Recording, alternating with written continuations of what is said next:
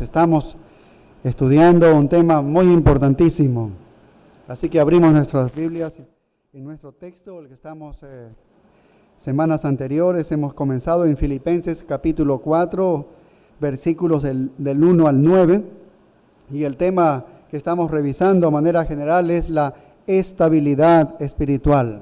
Estabilidad espiritual. Estamos hablando de una madurez espiritual, de un crecimiento espiritual, de una estabilidad espiritual. ¿Recuerdan ustedes cuando el apóstol Pablo en la carta a los Corintios, aquí hemos estudiado la carta a los Corintios, la primera carta a los Corintios, y en ese tema de la resurrección, y después de hablar del tema de la resurrección en el capítulo 15, el apóstol Pablo dice: así que, hermanos míos amados, estad firmes, dice, y constantes, creciendo en la obra del Señor siempre. ¿Qué es esto? Este es un llamado a la estabilidad espiritual. Pablo está haciendo a los corintios un llamado también a la estabilidad espiritual. ¿Recuerdan a Santiago? La carta a Santiago, cuando él dice: el hombre de doble ánimo es inconstante en todos sus caminos, está haciendo un llamado también a la estabilidad espiritual. Cuando el apóstol Pedro escribió que Dios mismo dice: os perfeccione, os afirme, os fortalezca y establezca, está hablando de la estabilidad espiritual. Es un llamado a la estabilidad espiritual a todos los creyentes. Y el apóstol Juan en su tercera carta, cuando él escribe y dice: no tengo mayor gozo que este, dice, el oír que mis hijos andan en la verdad. Este también es un llamado a la estabilidad espiritual. Estos textos son muestras que nos indican lo significativo que es para el Nuevo Testamento la estabilidad espiritual. Una y otra vez observamos por parte de los escritores bíblicos este llamado.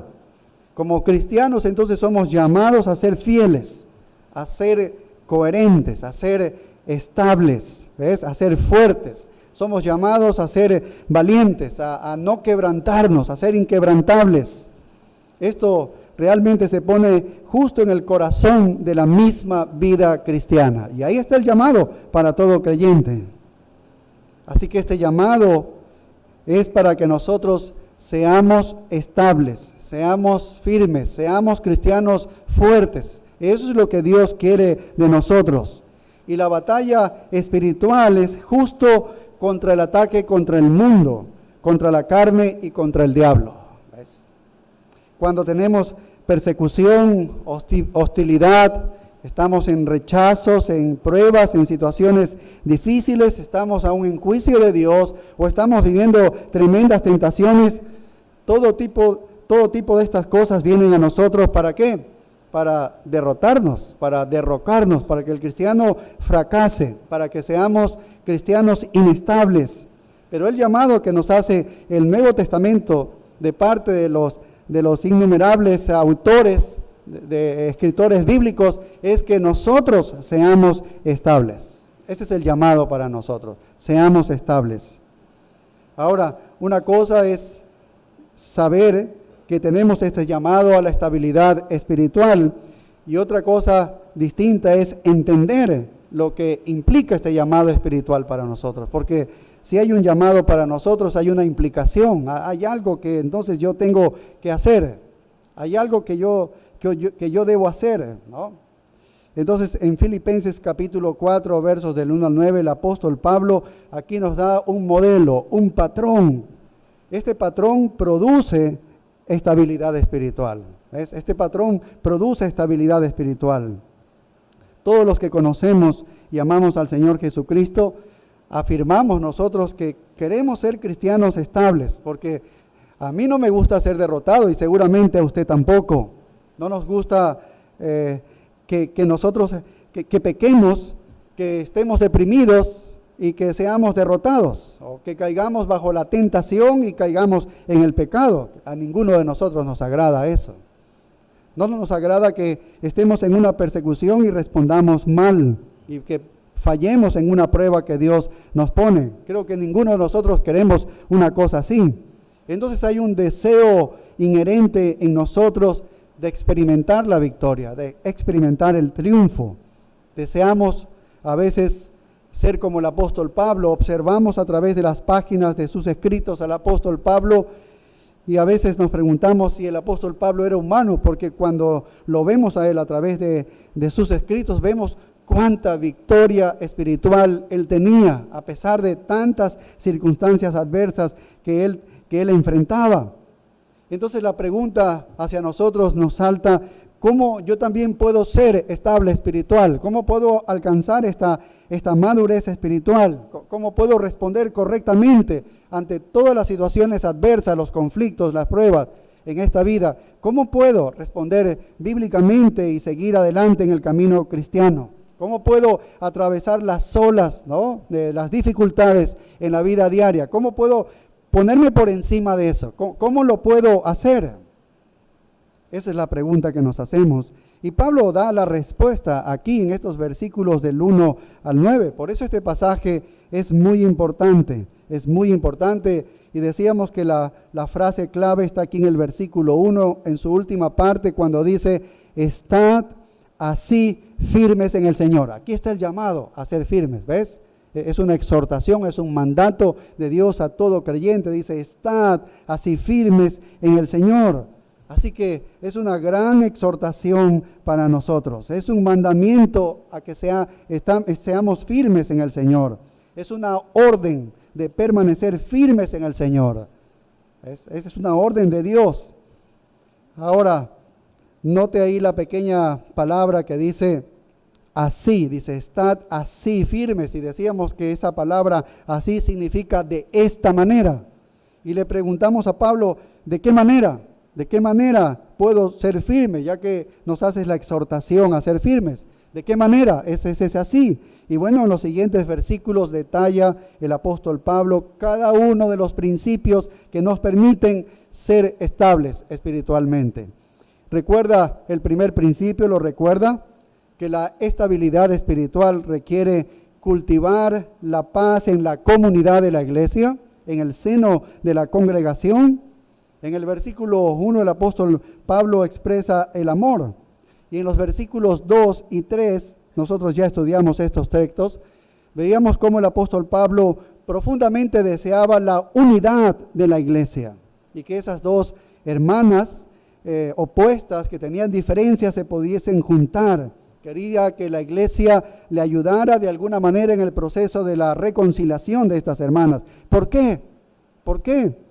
Porque la estabilidad espiritual individual es el resultado de la armonía corporativa, ¿ves? En una congregación. Donde hay paz y armonía en la iglesia entonces se estabiliza de manera individual. Todo hermano se siente estable porque hay armonía en la iglesia. Pero donde hay discordia en la iglesia, donde hay conflicto en la iglesia, entonces eso va a engendrar inseguridad. Así que esta es la primera virtud que es necesaria para la estabilidad espiritual. Podríamos decir que es la paz. El segundo principio, que ya lo estudiamos, está en el versículo 4, que debemos mantener un espíritu de gozo, dice, ¿no? El texto dice: regocijaos en el Señor. Otra vez digo, regocijaos. Y notamos muy bien que el regocijo está ¿en quién? Está en el Señor, no está en las circunstancias. Porque si el gozo nuestro estuviese en las circunstancias, será un gozo que va a venir, pero se va a ir también, ¿no? De una manera temporal, se va a esfumar también. Por eso Pablo dice: oye, regocíjate, pero no en las circunstancias, regocíjate en el Señor. ¿Por qué? Porque el Señor nunca cambia. Él es el mismo siempre y nunca cambia nuestra relación con Él. Así que aprendemos aquí a regocijarnos en una unión privilegiada que tenemos con Cristo, y esto trasciende toda circunstancia. Por eso podemos gozarnos, ¿ves? Porque sea la situación que esté viviendo en el Señor, nosotros podemos gozarnos. Esta es la segunda virtud.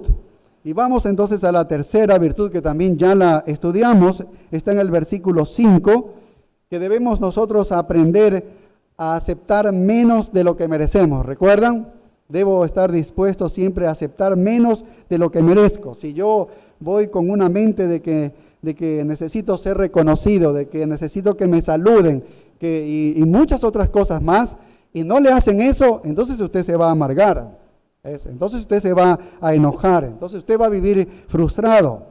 Y este punto, este principio es importante cuando dice en el verso 5, vuestra gentileza sea conocida de todos los hombres. Y hablábamos que esta gentileza es una virtud espiritual que está hablando de la humildad.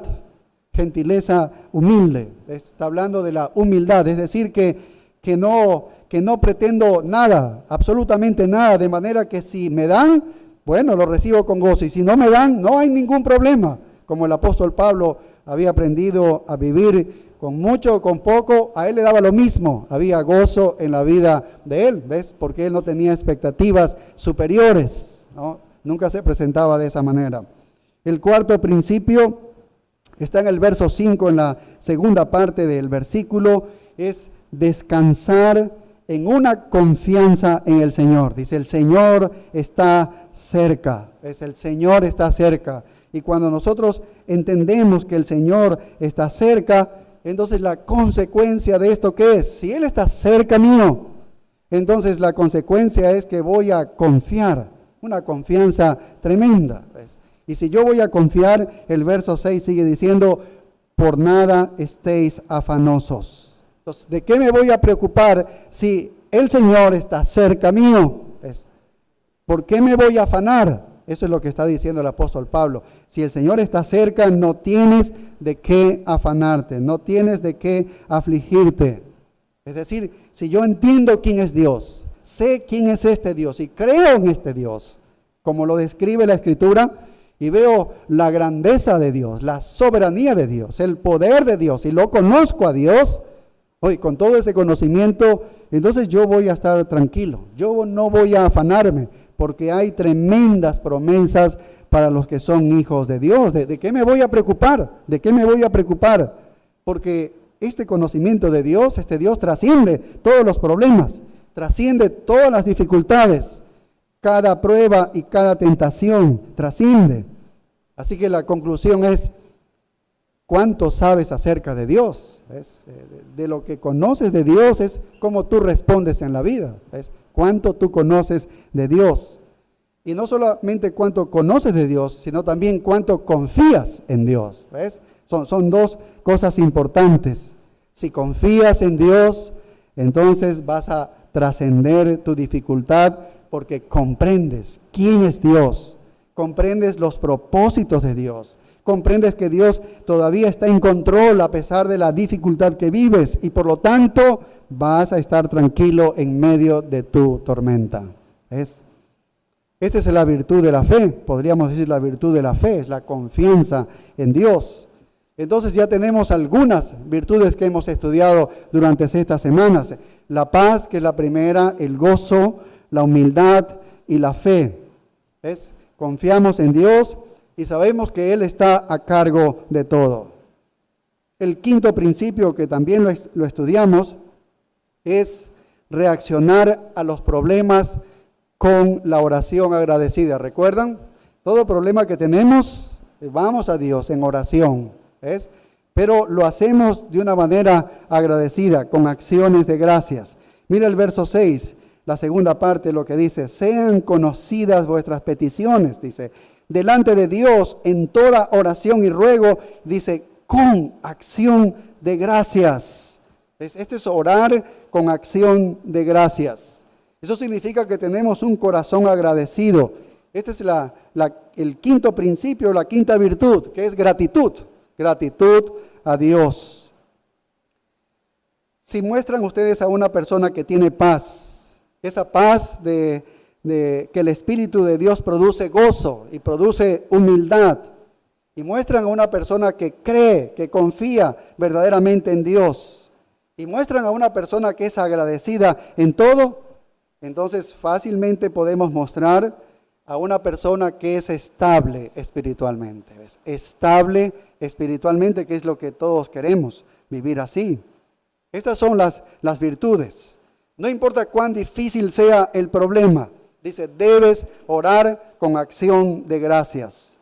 Si entiendes lo que estás pasando, entonces deberías estar agradecido. ¿Ves? Si comenzamos a entender a Dios y comenzamos a entender entonces nuestro problema bajo la perspectiva de Dios, deberíamos nosotros estar agradecidos. No importa si estoy siendo perseguido, ¿ves? No importa si estemos viviendo juicio de Dios, castigo de Dios por algún pecado, porque sabemos que Dios está queriendo perfeccionarnos, está queriendo alejarnos del pecado, acercarnos a Él y perfeccionarnos a nosotros. ¿Ves que donde quiera que tú lo mires, nosotros debemos ser agradecidos a Dios? ¿Por qué? Porque los propósitos de Dios se están cumpliendo. Los propósitos de Dios se cumplen. Él es soberano y Él maneja absolutamente todas las cosas. Y se está haciendo lo correcto, lo que Dios quiere. Todo eso nosotros debemos entender que todo trabaja junto para bien de nosotros. Romanos 8:28 dice eso. Todo se hace según el propósito de Dios. ¿Es? El obrar de Dios entonces perfecciona al creyente y desde ya entonces cualquier prueba que nos encontremos, nosotros debemos hacer una oración agradecida a Él. Porque eso nos está llevando a un bien mayor, eso nos está perfeccionando a nosotros y nos está haciendo cada vez más fuertes para ser semejantes a su Hijo Jesucristo. Entonces, en el peligro y el sufrimiento también está esta disposición de Dios para mostrar cuidado sobre nosotros. Estas son promesas, garantías que tenemos como creyentes. Nos encontramos en algún peligro, nos encontramos en alguna dificultad. Entonces dice que Dios tiene la disposición de cuidar sobre nosotros. Cuida nuestras vidas. ¿Entendemos eso? ¿Ves lo que es creer en las promesas de Dios? En la dificultad está la promesa de una liberación futura. Lo estudiamos en el libro de los Salmos la última semana. Allí está el salmista como decía futuristamente que él iba a ser salvo. ¿Ves? Tenía la confianza porque es que está la promesa de Dios de que Él nos va a rescatar de la situación. Y aún en medio del juicio de Dios por algún pecado, puedes estar agradecido porque Dios tiene el propósito de santificarte y de preservarte, de guardarte. ¿Ves? Que hay que agradecer a Dios. Ahora, podemos ver una ilustración muy interesante de estabilidad espiritual, solamente para que podamos verlo de una manera como gráfica, todos estos puntos cumplidos allí en un personaje de la Biblia. Ustedes recuerdan a Jonás, seguramente sí lo recuerdan.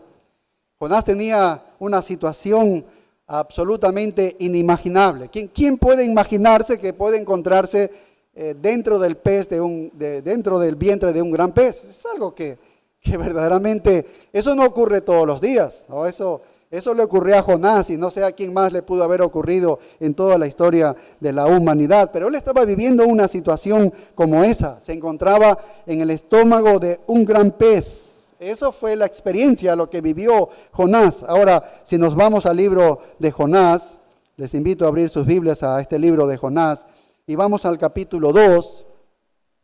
Mira lo que dice aquí el versículo 1. Él está en el estómago de este gran pez. Y él comienza aquí a hablar, a comunicarse con Dios. Mira lo que dice. Entonces dice, oró Jonás a Jehová su Dios. ¿Desde dónde? Desde el vientre del pez. Imagínese usted, si estuviese en el estómago de un pez, ¿cómo sería tu oración? ¿Cómo sería tu oración? Sería así, oró Jonás a Jehová su Dios desde el vientre del pez. Creo que no sería tan sencillita nuestra oración, serían gritos y alaridos. Señor, ¿qué ocurre? ¿Qué esto? Me ahogo, voy a morir, ¿qué pasa? ¿Por qué me pones en una situación como esta? ¿Dónde estás? ¿Te has ido? No te veo. ¿No? Tal vez sería así nuestra reacción, pero fíjate a Jonás lo que él hace. ¿Ves? Todos sus sentidos parecen estar enfocados no en el vientre del gran pez, no dentro de donde él estaba, sino todos sus sentidos estaban enfocados ¿en quién? En el Señor. ¿Ves? Mira lo que dice en el versículo 2. Y dijo, dice, invoqué en mi angustia a Jehová y Él me oyó, dice, desde el seno del Seol, clamé, dice, casi es la muerte, Seol, y mi voz oíste, me echaste a lo profundo, dice, en medio de los mares, y me rodeó la corriente, dice.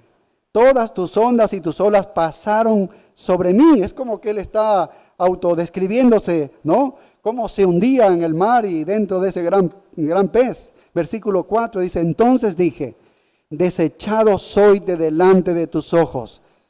En otras palabras, Él está diciendo, estoy lejísimos de ti. Lejísimos de ti. Ustedes saben lo que ha ocurrido en el capítulo 1. Él ha ido fugándose de Dios, no queriendo obedecer, de ir a Nínive. Y Él dice, desechado soy de delante de tus ojos.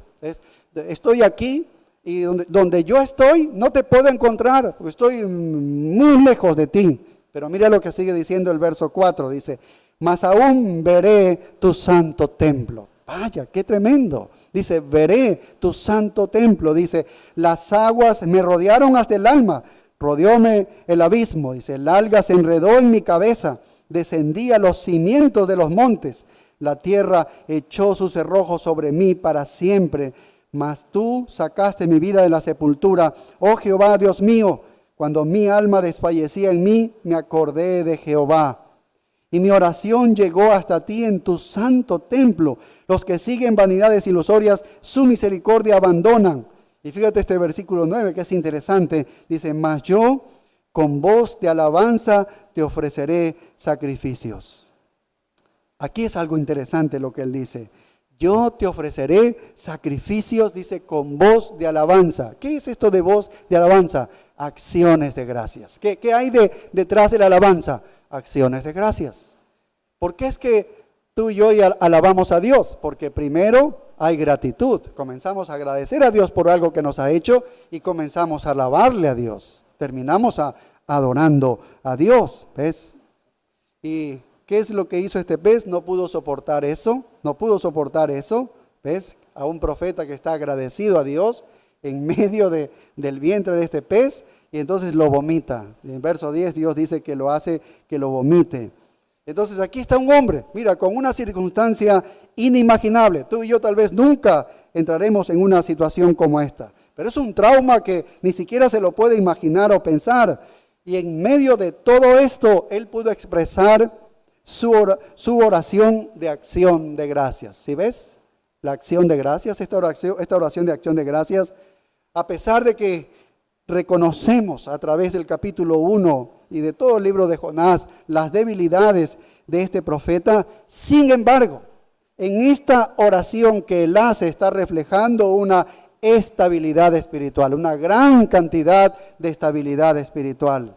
Mira lo que él dice en el versículo 9, dice, la salvación es de Jehová. Dice, mira, la salvación es de Jehová. Es decir, que él tenía una confianza plena en el Señor. No estuvo vacilando, me podrá sacar. Él sabía que si Dios quería, lo sacaba inmediatamente. Eso es lo que hacía Dios. Y él tuvo esa confianza en Dios. Bueno, regresando a Filipenses 4, el apóstol Pablo está haciendo lo mismo. Si tú oras y manifiestas este tipo de acción de gracias, porque tienes una fe fuerte, estás confiando en Dios, ¿qué vas a encontrar? Dice, ¿qué vas a encontrar? Y muchos están esperando la respuesta a la pregunta, ¿ves? La respuesta a la pregunta, pero la oración agradecida, no es que te va a venir la respuesta de lo que tú pides. La oración agradecida te trae ¿qué cosas? No la respuesta, te trae esto. Verso 7 dice, y la paz de Dios, que sobrepasa todo entendimiento, guardará vuestros corazones y vuestros pensamientos en Cristo Jesús. Vaya, esa paz de Dios te hace estable. La paz de Dios te va a traer tranquilidad, un contentamiento, te trae consuelo, más allá de que se puede explicar humanamente esto, porque es algo sobrenatural. Es sobrenatural. Esto es lo que hace Dios ante una oración agradecida y en plena confianza de lo que Dios puede hacer. Entonces, esto va más allá del entendimiento humano, esta paz, este consuelo, esta tranquilidad, va más allá. Esto no es posible explicarlo humanamente porque es algo sobrenatural. Tiene que ver Dios obrando. Y esto sobrepasa la comprensión. ¿Y qué va a hacernos? Nos va a proteger y nos va a dar, ¿qué a nosotros? Estabilidad. ¿Ves? Entonces, fundamental aquí la oración de gratitud. Un corazón agradecido. ¿Ves cuán importante es? Y si tú ves vamos a los salmos, eso es lo que observamos en David, abundantemente. Él siempre está agradeciendo a Dios anticipadamente y anticipadamente está diciendo, la salvación es de Jehová. Él va a salvarme. ¿Ves la confianza en las promesas de Dios? ¿Ves? Y cómo resultaba todo. Lo primero que él hacía no es que le daba la salvación, le traía tranquilidad, paz. Es algo que no puede entender el mundo. Entonces, importantísimo, la estabilidad espiritual es experimentada entonces a través de estos medios, que es paz, gozo, humildad, fe y este último que hemos visto, que es gratitud. Así se evidencian estas actitudes espirituales. Si esto hacemos, seremos capaces de experimentar dificultades y no vamos a perder el equilibrio. Vamos a ser golpeados tal vez por las pruebas, pero no vamos a ser derribados completamente, ¿ves? Pero el apóstol Pablo no ha terminado y ahora él va a llevarnos a un punto que es esencial, tremendamente esencial, ¿no? De la estabilidad espiritual. Ese es el punto importantísimo, es el punto clave, podríamos decir, que está aquí en el versículo 8. Y lo vamos a leer. Dice, por lo demás, hermanos, todo lo que es verdadero, todo lo honesto, todo lo justo, todo lo puro, todo lo amable, todo lo que es de buen nombre, si hay virtud alguna, si algo digno de alabanza, dice, en esto pensad. Este es el punto principal que el apóstol Pablo quiere hacer como el punto más alto de todo lo que ha venido hablando. Para ser espiritualmente estables y experimentar esta paz, este gozo, esta humildad, esta fe y esta gratitud que hemos visto en los puntos anteriores, que es esto de enfocarnos en virtudes piadosas. Mira, nos pone este versículo 8. Debemos concentrarnos en estas virtudes piadosas, porque eso es lo que no hacemos. Yo me lo aprendo, yo ya sé, le entendí al hermano y el apóstol Pablo está señalando ahí estos puntos, ya los entendí. Pero Pablo en este versículo 8 nos está diciendo que nosotros debemos concentrarnos en estas virtudes, en estos principios que nos van a llevar a la estabilidad espiritual. Eso es lo que nos está diciendo en este versículo 8. Y por eso él dice, por lo demás, hermanos, todo lo que es verdadero, todo lo honesto, todo lo justo, todo lo puro, todo lo amable, todo lo que es de buen nombre, si hay virtud alguna, si algo digno de alabanza, en esto pensad. Pablo está resumiendo todo lo que está diciendo aquí. Esa palabra que dice por lo demás significa finalmente. Es lo que está diciendo Pablo. Es decir, finalmente. Eso indica que Pablo ha alcanzado un clímax en todo su escrito. Este es el clímax. Es cuando tú acabas de terminar la oración y toda la idea que vienes hablando. Ya ha dicho todos los puntos y aquí dice, oye, finalmente aquí termina. Ese es el clímax de su escrito. ¿Ves? En cierto sentido viene a ser la gran suma de todo, la llave que une todos los elementos, ¿ves? Está diciendo que esto es lo básico, todo se resume, todos estos puntos anteriores se resumen en esto, ese es el clímax que estaba hablando el apóstol Pablo. ¿Qué cosas? En la última frase de este versículo 8, que lo vamos a tratar el día de hoy y la próxima semana vamos a ver cada una de las palabras que está allí en lo que debemos pensar individualmente. Y la última frase dice, si hay algo digno de alabanza, dice, en esto pensad. Entonces la estabilidad espiritual es el resultado de cómo tú piensas, de cómo yo pienso. ¿Sí ves?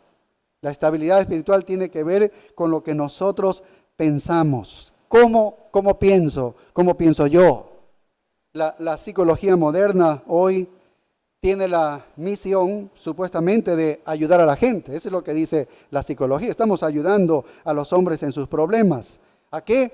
Que estamos ayudando a los hombres a que sean estables, a que sepan enfrentar las situaciones. Entonces dicen ellos, si tú quieres ser liberados de tus neurosis, de tus psicosis, de tus esquizofrenias, si quieres tener calma porque no la estás teniendo, si quieres ser una persona estable, una de las cosas que debes hacer, ellos dicen, oye, debes regresar a tu pasado, debes retroceder y echar una mirada y enfocarte en tu pasado. Necesitas zambullirte en ese pasado tuyo. Necesitas ir a tus viejos patrones de pecado, a tus viejas heridas, aquellas cosas en que fuiste golpeado, fuiste abusado, tuviste malos tratos. Todo tu caos pasado, a eso debes ir para encontrar la solución a tus problemas. Debes hurgar eso, debes revolver el pasado, debes lidiar con todo eso. Cuando tú vas a lidiar con eso, verás que te sientes liberado. Vaya. Eso es lo que dice la psicología, que tienes que regresar al pasado. ¿Y qué es lo que nos dice el apóstol Pablo? Y la psicología para eso te hace una serie de terapias, ¿ves? A algunos dice ponte en una posición como cuando recién nace el niño, ¿no? En posición fetal. Y así lo hacen a que recuerde hasta cómo nació y lo que sufrió y lloró y gritó, porque allí está la clave para que tú sepas enfrentar los problemas y tengas estabilidad espiritual. Lamentablemente sabemos que esto se ha derramado también en el cristianismo. Sin embargo, leemos el versículo 8 que el apóstol Pablo nos señala aquí y vemos que es totalmente una cosa diferente. Sería ridículo ir al pasado nosotros, porque el apóstol Pablo está diciendo aquí claramente esto, que ¿dónde debemos centrar nuestra atención? ¿En el pasado? No, ¿dónde debemos centrar nuestra atención? En cosas que son verdaderamente honorables. Allí está el éxito de ser estables. Debemos concentrar nuestra mente, nuestros pensamientos en cosas que son honorables, en cosas que son correctas. Ahí tu mente debe estar enfocada, no en el pasado, no en lo que sufriste, ¿ves? ¿Qué más dice Pablo? En cosas que son puras. Ahí tu mente debe estar concentrada en cosas que son hermosas, en cosas que tienen buena reputación. Y ahí se está siguiendo el apóstol Pablo algunas cosas donde debe estar nuestra mente. Y así que Pablo está queriendo resumir aquí el punto. Si quieres ser espiritualmente estable, debes aprender a pensar en las cosas correctas. Debemos aprender a pensar en las cosas correctas. Y por eso la clave está aquí en el verso 8, en la última frase que dice, si algo digno de alabanza, dice, en esto pensad, dice, si algo digno de alabanza, dice, en esto pensad. Ahora, esto es un llamado para el pensamiento correcto. Cuando Pablo dice, en esto pensad, tienes que pensar, dice, en esto, ¿ves? Y este verbo en el idioma original, pensad, está en forma imperativo, es un imperativo, lo que significa que es un mandamiento. Dios nos manda a pensar correctamente, ¿ves? Para ser estables espirituales. Él nos manda, es una orden de Dios. Oye, esto es lo que tú debes pensar. Significa no solamente pensar como un simple sentido de pensar, el pensar significa que puedo evaluar. Es que puedo de alguna manera determinar cosas. Estoy pensando que puedo utilizar las facultades para poder considerar la validez, las implicaciones en esto que yo estoy aquí pensando. ¿Ves? Eso significa, en esto debes pensar. Es decir, Pablo dice, desarrollen un tipo de hábito de pensamiento correcto. ¿Ves? Debes tener un hábito de pensamiento correcto. Vaya, qué tremendo. Eso es lo que dice Pablo, totalmente contrario a lo que vemos en la psicología. Usted como creyente es producto de su pensamiento. Usted como creyente es producto de su pensamiento. ¿Qué dice Proverbios 23:7? Proverbios 23:7. ¿Qué dice? Dice, porque ¿cuál es su pensamiento en su corazón? Dice, tal es Él. ¿Ves que somos el producto de lo que nosotros pensamos? Somos el producto de nuestros pensamientos. Y lo que es aterrador sobre esto es que en nuestra cultura es que el pensamiento no es realmente importante. La gente no quiere pensar. La gente no le da mucho al pensamiento. No, la cultura de hoy en día no está preocupada en pensar. Más está en la emoción, más está en el pragmatismo. ¿Cómo hago realidad esto? ¿Cómo puedo sentir? A la gente hoy en día le gusta mucho el sentimiento, les preocupa mucho el éxito, pero no está preocupado por el pensamiento, ¿ves? No está preocupado por pensar. La gente cuando hace una pregunta, no está preguntando, oye, ¿es verdad esto? ¿Es verdad esto que funciona así? ¿Es verdad? según la Escritura? No hacen la pregunta, oye, ¿es esto correcto? No hacen así. ¿Qué es lo que dicen? Oye, ¿funciona? Porque no les interesa cómo lo hagas. Puedes hacerlo lícitamente o ilícitamente. Solo dice, ¿funciona eso? Oh, entonces hagamos. ¿Ves? Solo les interesa eso. ¿Funciona esto? ¿Me hace sentir bien esto? Mira, eso es lo que la gente pregunta, aún en términos de iglesias, aún en reuniones de pastores, de conferencias en otros lugares. Eso es lo que ellos señalan. Mi iglesia ha crecido tremendamente y tal vez con cosas que son humanistas, no son cosas bíblicas, pero a ellos no les interesa preguntar, oye, ¿lo que tú has hecho es bíblico? ¿Es correcto? ¿Está allí? ¿Es verdad eso? ¿Está registrado allí? ¿Te has afianzado en un principio bíblico para crecer? No les gusta preguntar eso. Ellos van a preguntar ¿te dio resultado? Eso les interesa. Dice, sí, yo también lo hago y me va a hacer sentir bien. Eso es lo que vive la cultura y lamentablemente también esto está en la iglesia, ¿no? La mente es despreciada en nuestra cultura porque estamos en una especie de sentimiento de cultura. Toda la cultura quiere sentir, ¿ves? Eso es algo muy triste porque entonces la gente no está pensando. Al contrario de lo que hicieron los nobles de Berea. ¿Por qué fueron nobles los de Berea?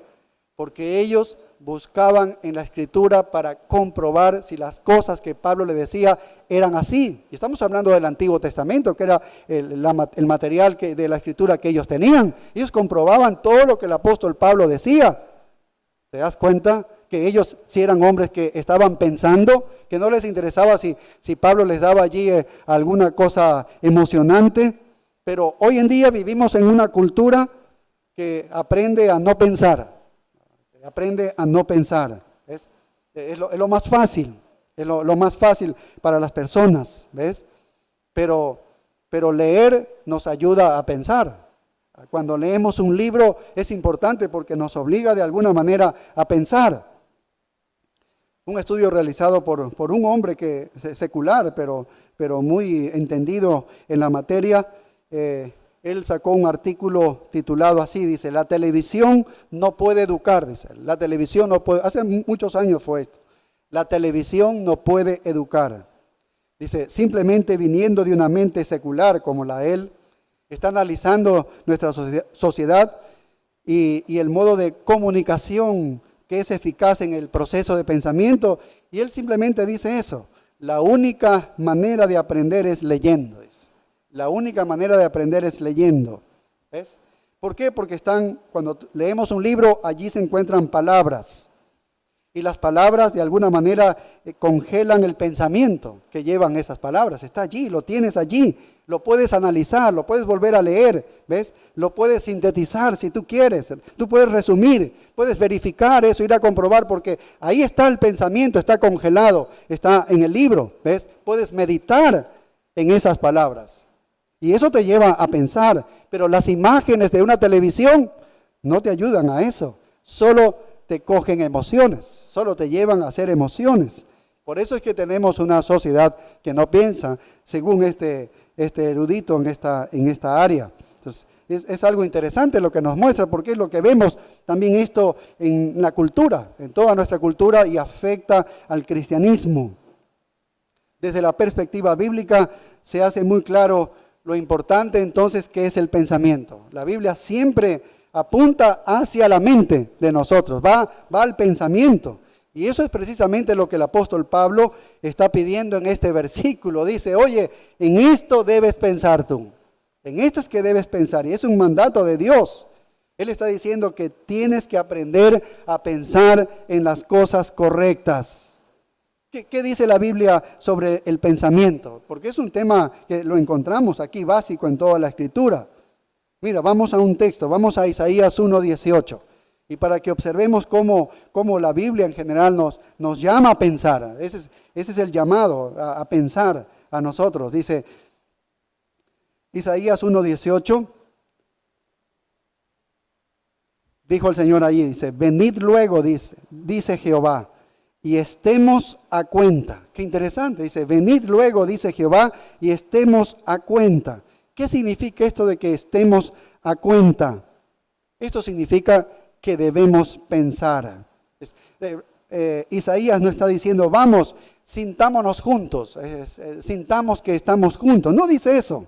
Vamos, experimentemos esto de estar juntos. No, ¿qué está diciendo él? Oye, vamos a razonar, dice, vamos a razonar. Pensemos en esto juntos, dice, pensemos en esto juntos. ¿Ves? Isaías está hablando esto a través de Dios. Pero eso es la invitación de Dios. Es, oye, yo te he llamado para que razonemos, para que pensemos juntos, dice. ¿Ves? No te he llamado para sentir algo, ¿no? Para que te emociones en algo. Mira Mateo 16:1, el Evangelio de Mateo 16:1. Mateo escribe a los judíos. En Mateo 16:1 dice, vinieron los fariseos y los saduceos para tentarle y le pidieron que les mostrase señal del cielo. ¿Ves?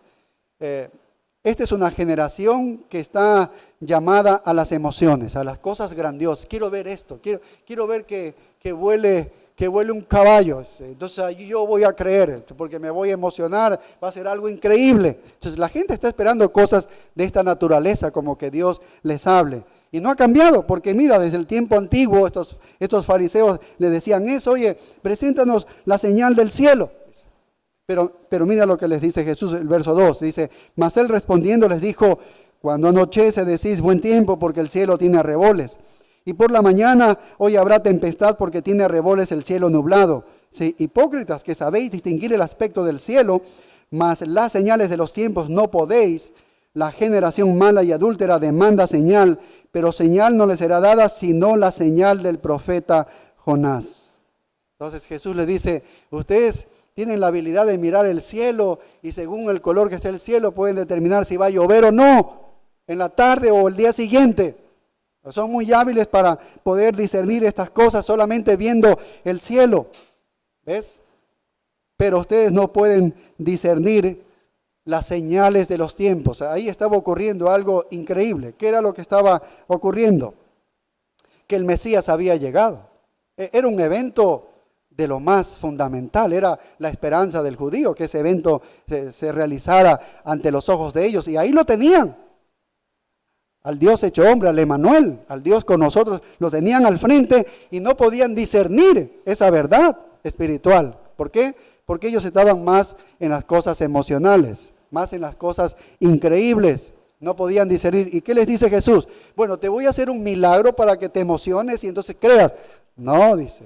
No, te voy a dar la señal del profeta Jonás. Te voy a dar el libro del profeta Jonás. Anda, léelo y entiéndelo. ¿Ves a lo que apela siempre el Señor? Siempre es al pensamiento. Nunca los espectáculos y las señales como hoy el cristianismo está abocado a eso. Hay uno que hace milagros y corren para allá para que me haga el milagro, la sanación. ¿Ves? No, tienes un libro, tienes acceso a él, léelo, estúdialo, entiéndelo, compréndelo. ¿Ves? Eso es lo que dice, es la mente, debes utilizar la mente. ¿Se acuerdan de la parábola del rico y de Lázaro también? Como en el último versículo le dicen, uno le dice, pero oye, deja de regresar de alguna manera a mis hermanos para decirle que hay un infierno y que me estoy quemando. ¿Ves? A ver si creen ahí antes de que mueran.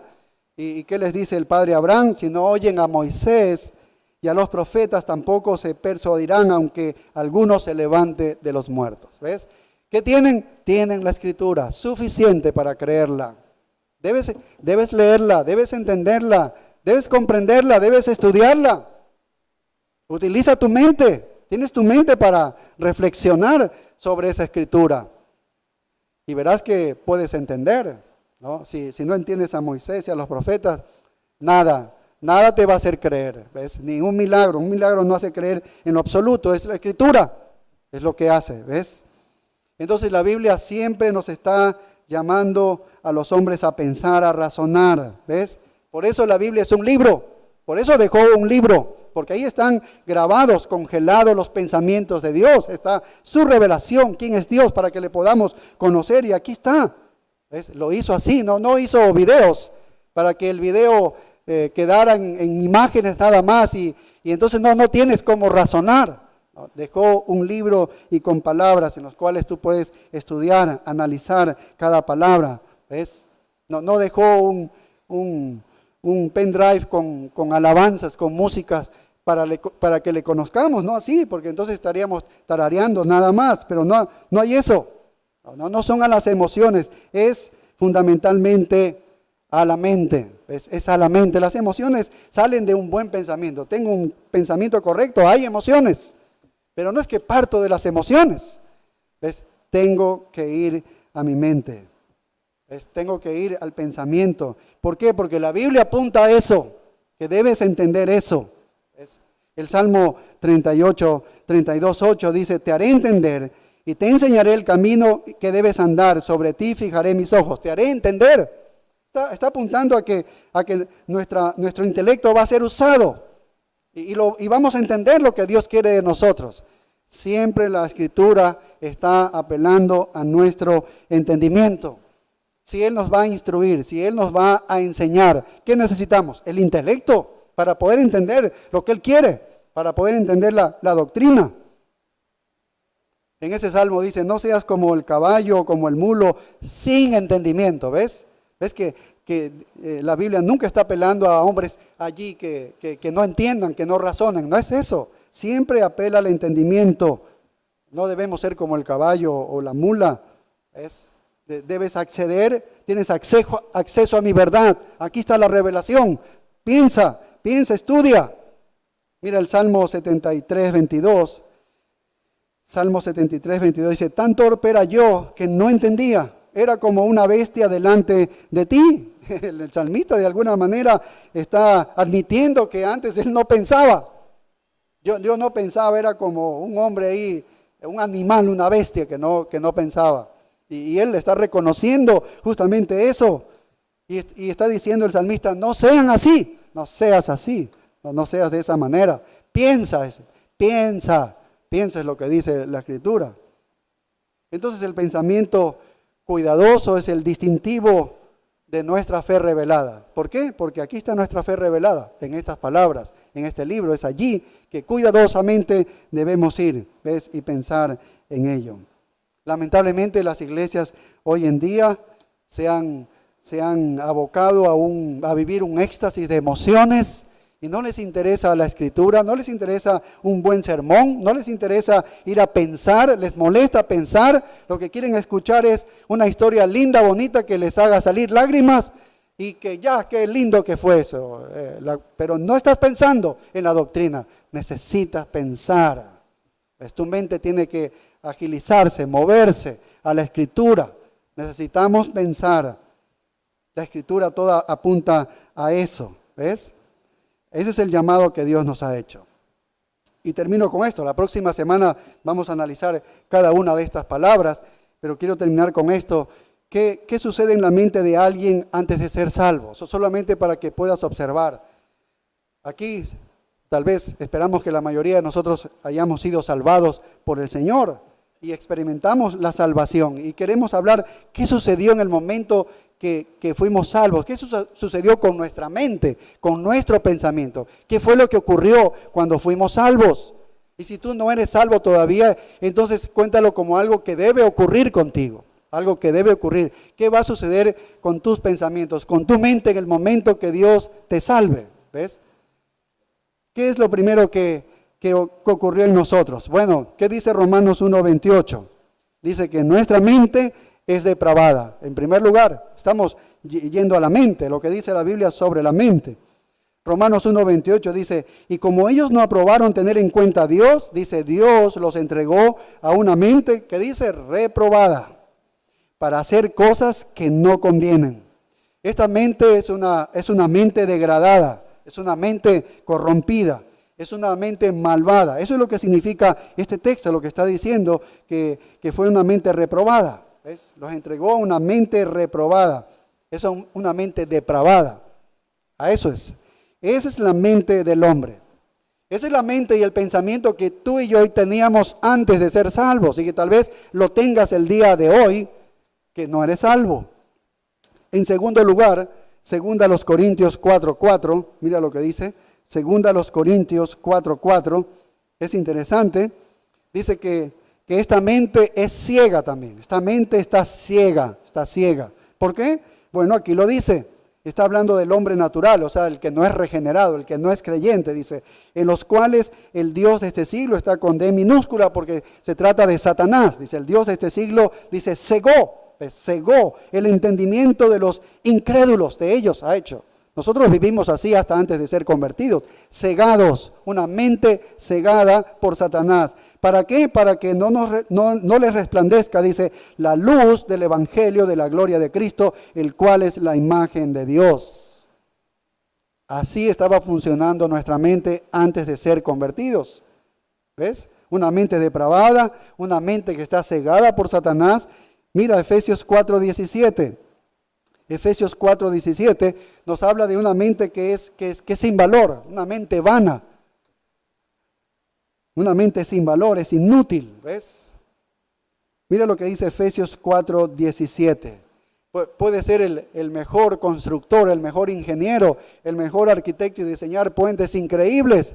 Y el mundo te puede alabar de que tienes una mente increíble, ¿no? Puede ser el campeón en la computación, en la programación y en cosas como estas. Pero si tú no eres convertido, tu mente es inútil. Así es como lo trata Dios. Eres inútil, tu mente es inútil, es sin valor. Aunque el mundo te pueda valorar demasiado, Dios dice, tu mente es sin valor porque todo lo que hace tu mente es para las cosas temporales de este mundo. Nada tiene un valor perecedero de lo que tú haces tu mente. Nada tiene un valor eterno lo que tu mente está pensando, porque no piensa en el reino de Dios. Pero mira lo que dice Efesios 4:17. Esto pues digo y requiero en el Señor, que ya no andéis como los otros gentiles, que andan ¿en qué?